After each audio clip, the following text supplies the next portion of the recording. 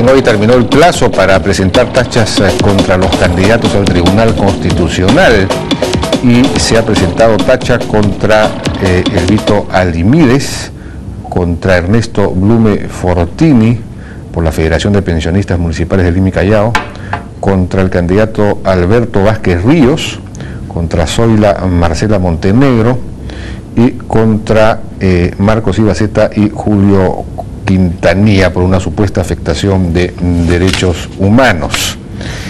Y hoy los jefes de los distintos organismos vinculados al sistema judicial estuvieron en la Comisión Conjunta de Constitución y de Justicia, que se reunió y consideró el tema de la reforma del capítulo constitucional de justicia.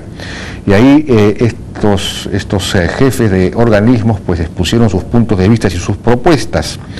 El doctor Tábara, presidente del Poder Judicial, por ejemplo, se opuso a la idea de una Corte Suprema en buena cuenta, no lo dijo exactamente así, pero esa es lo que la conclusión a la que yo llego, a una Corte Suprema pequeña y que vea casos especiales y siente jurisprudencia vinculante, que es lo que señala el proyecto de modificación constitucional, porque él quiere que tenga también las funciones de gobierno, se opone a que no tenga funciones de gobierno, que solo tenga funciones jurisdiccionales, como establece el proyecto de modificación constitucional, y como está bien que así sea, para que la Corte Suprema se dedique solamente a lo jurisprudencial, a establecer precedentes vinculantes que tiendan a eliminar la corrupción.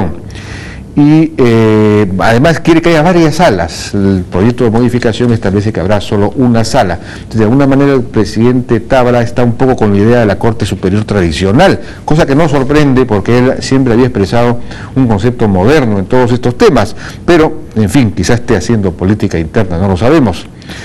De otro lado, no parece estar avanzando mucho hasta ahora la reforma interna en el Poder Judicial, más allá de las decisiones importantes de destitución o suspensión de magistrados de alto nivel, realizados por la OCMA. Por ejemplo, el proyecto de ley por el cual el presidente Tábara iba a recibir más poderes para poder manejar la reforma judicial, pues hasta ahora no lo ha presentado, no ha designado a un director gerente de la reforma como prometió, pero estamos precisamente ahora con Walter Gutiérrez, que es director de la Gaceta Jurídica, a quien se vocea como el próximo encargado precisamente del tema de la reforma judicial, de llevar adelante, de organizar la reforma judicial dentro de ese poder del Estado. Señor Gutiérrez, buenas noches, ¿qué tal? Buenas noches, Jaime, ¿cómo está?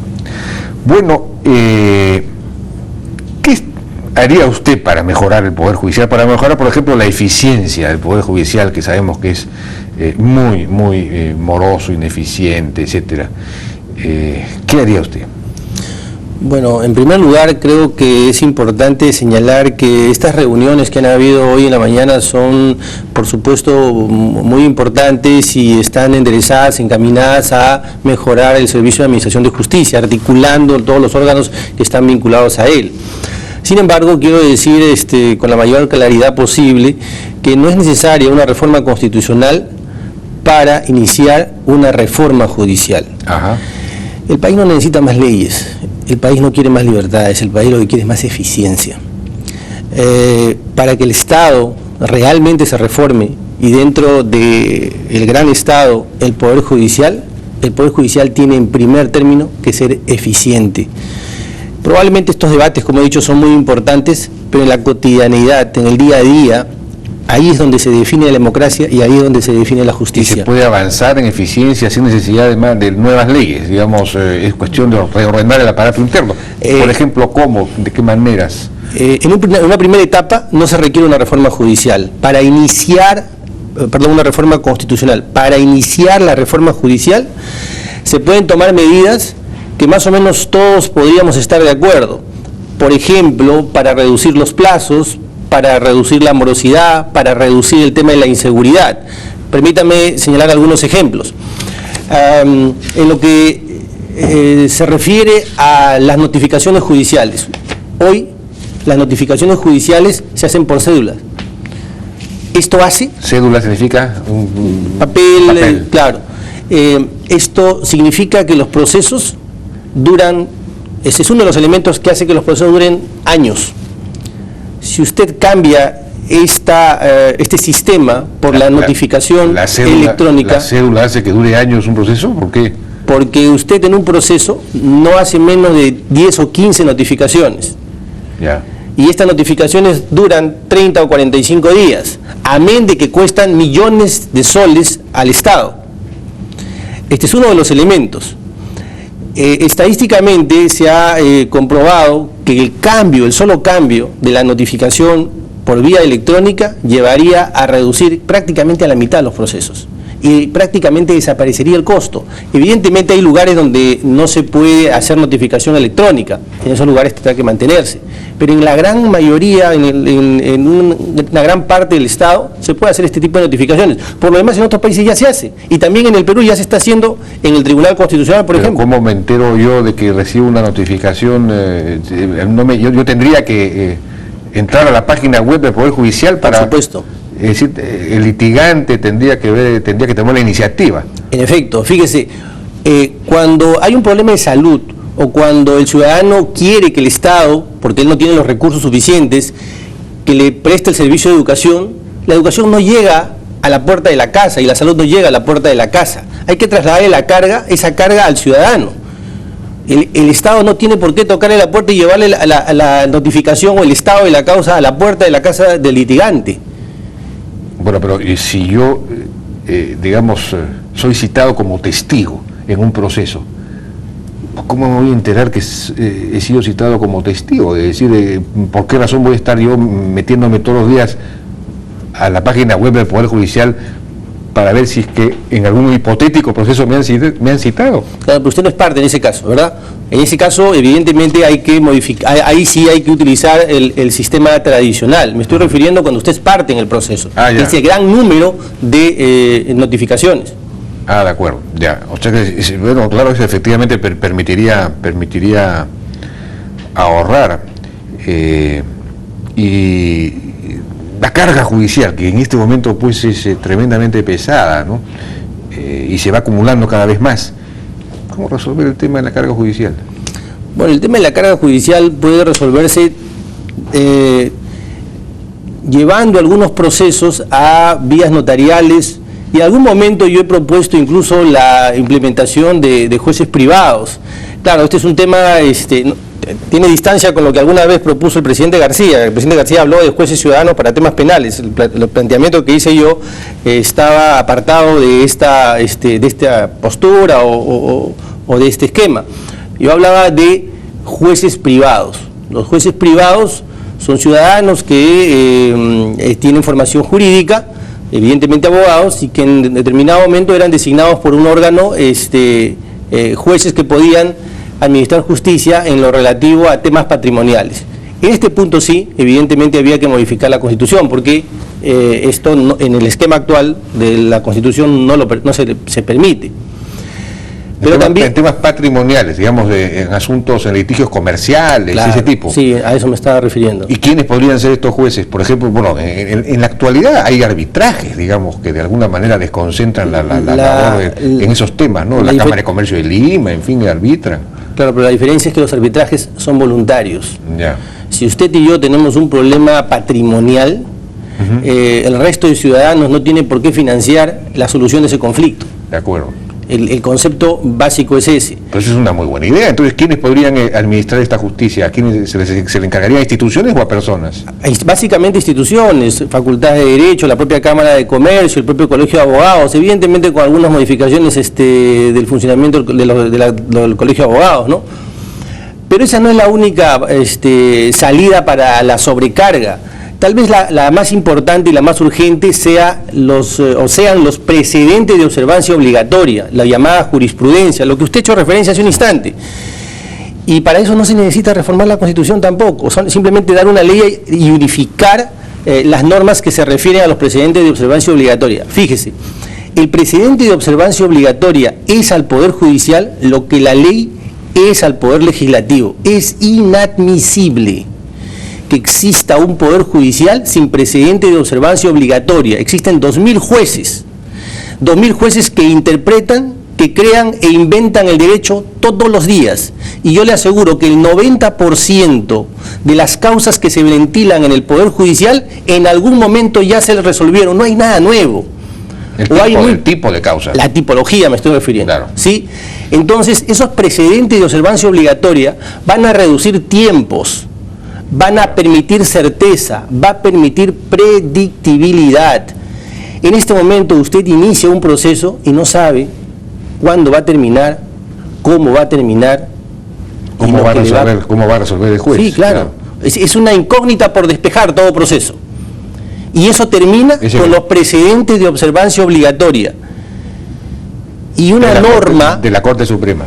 Así es. Y una norma puede poner fin a esto. Una sola norma. Evidentemente modificando la Ley Orgánica del Poder Judicial, el Código Procesal Civil, que son las dos normas básicamente que hablan sobre estos temas. Para eso no hay que modificar la Constitución. Y ahí usted tiene una conducta de actuación, una regla de actuación para los jueces. Los jueces tienen no pueden apartarse. En línea de principio no debieran apartarse. Es una regla de conducta que tendrán que seguir. Pero esto supone que la Corte Suprema se aboque a un número muchísimo menor de causas. Ahora la Corte Suprema creo que ve, no sé cuántas causas recibe al año. Cualquier cantidad está también totalmente sobrecargada. Se cuenta por miles. Es una cosa ya absurda, porque al principio había 3 salas en la Corte Suprema, después fueron 6, y ahora no sé cuántas son, 7, 8 salas en la Corte Suprema, cada día tienen más salas, más magistrados provisionales o superiores provisionales que suben como supremos, porque cada vez tienen más causas y la Suprema se está convirtiendo en el Poder Judicial en sí mismo. Entonces, ¿cómo hacer para reducir ese flujo? Bueno, ahí también hay que tomar una decisión. Esta es una decisión básicamente a nivel del Poder Judicial, los órganos de gobierno, y a mí me parece que una decisión en esa línea va a concentrar y va a fortalecer, va a institucionalizar más el Poder Judicial. Un Poder Judicial sin precedente de observancia obligatoria es un Poder Judicial débil.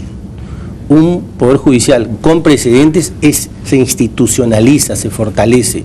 Y esto yo creo que el actual presidente ha dado señales en ese sentido.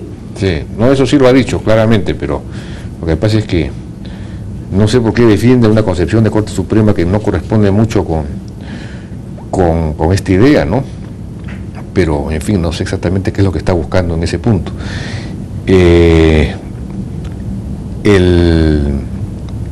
La proliferación de amparos, de medidas cautelares, en algunos casos justos, pero en muchos otros, pues, obtenidos, prácticamente comprados, por decirlo con claridad. ¿Cómo se resolvería? Ahí volvemos a lo mismo, a la jurisprudencia vinculante. Con jurisprudencia vinculante, usted puede dar mil leyes, pero las normas no se van a cumplir si es que no hay los precedentes de observancia obligatoria. Los precedentes de observancia obligatoria atan de algún modo a los jueces, limitan su conducta, hacen predecible esa conducta. Y el tema del despacho judicial, que fue un asunto muy visto durante la década pasada, se planteó un modelo diferente. ¿Cómo ve usted eso? Es decir, que habría que reformar el despacho judicial administrativamente hablando. ¿Qué haría usted con los juzgados, con las cortes? Yo quisiera regresar ahí al tema con el que empezamos esta conversación, y es la eficiencia. Fíjese, en el sector privado, el tema de la eficiencia es un tema que está en el primer punto de agenda. Las instituciones privadas o son eficientes o salen del mercado o desaparecen. No hay término medio. Es un tema existencial, si me permite la expresión. Esta es la gran diferencia con el sector público. En el sector público, el tema de la eficiencia es un tema que ni siquiera está en la agenda. Porque un día es igual a una semana es igual a un mes es igual a un año. Prácticamente no interesa. Si en esta empresa no somos eficientes, así es. No podemos darle explicaciones a la empresa de telefonía, a la luz, al agua y decirle este mes no hemos vendido, así que nos disculpará y no le vamos a poder pagar. Tenemos que ser eficientes, porque de lo contrario desaparecemos. Eso es lo que tenemos que introducir en el Estado en general y en el Poder Judicial en particular. Que el tema de la eficiencia es el primer tema de agenda, es lo que legitima la institución, no es la ley lo que legitima la institución. No es una ley lo que va a legitimar la actuación de un funcionario, es la eficiencia lo que va a legitimarlo. Y el Poder Judicial tiene que entender que todas sus actuaciones deben estar enderezadas o gobernadas por la eficiencia. Bueno, pero para eso usted necesita poder medir la eficiencia, es decir, que haya eficiencia, necesita pues indicadores. Indicadores de gestión. ¿Qué indicadores de gestión establecería usted? Por ejemplo, el indicador del tiempo que demoran los procesos. Hay que ver en qué estado se encuentran en este momento y hay que establecer cada año o cada semestre, si es posible, cómo van esos indicadores de morosidad, de carga y descarga del despacho judicial.